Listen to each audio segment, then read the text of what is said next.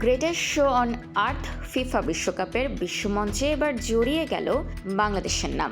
উত্তর আমেরিকার 3 দেশ যৌথভাবে আয়োজন করছে এবারের ফুটবল মহোৎসব। আর সেখানেই কানাডার টরন্টোতে আয়োজিত জমকালো উদ্বোধনী অনুষ্ঠানে পারফর্ম করে ইতিহাস করলেন বাংলাদেশি আমেরিকান ডিজে ও সঙ্গীত শিল্পী সঞ্জয় দেব। টরন্টো স্টেডিয়ামে কানাডা ও বসনিয়া ম্যাচের ঠিক আগেই বসেছিল এই চাঁদের হাট।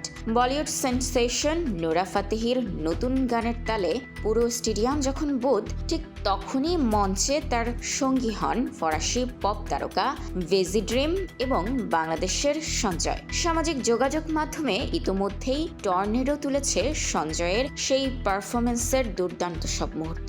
তবে শুধু পারফরমেন্সেই নয়, সঞ্জয় বিশ্বমঞ্চে বাংলাদেশকে উপস্থাপন করেছেন সম্পূর্ণ ভিন্ন এবং অনন্য উপায়ে। তার পরিহিত বিশেষ পোশাকের ডান হাতা জুড়ে ছিল বাংলাদেশের প্রতিচ্ছবি, যেখানে ফুটিয়ে তোলা হয়েছে জাতীয় পশু রয়্যাল বেঙ্গল টাইগার, জাতীয় ফুল শাপলা এবং সবুজের মাঝে লাল বৃত্তে আঁকা আমাদের প্রিয় জাতীয় পতাকা। কোটি ফুটবল প্রেমীর সামনে বুক ফুলিয়ে বাংলাদেশকেই যেন রিপ্রেজেন্ট করলেন এই শিল্পী।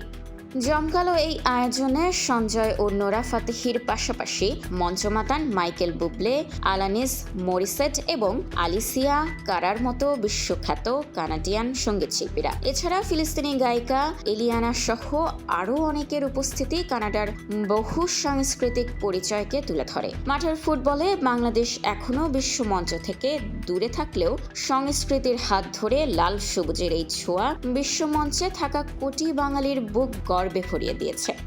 স্পোর্টস ডেস্ক, খোলা কাগজ, ঢাকা।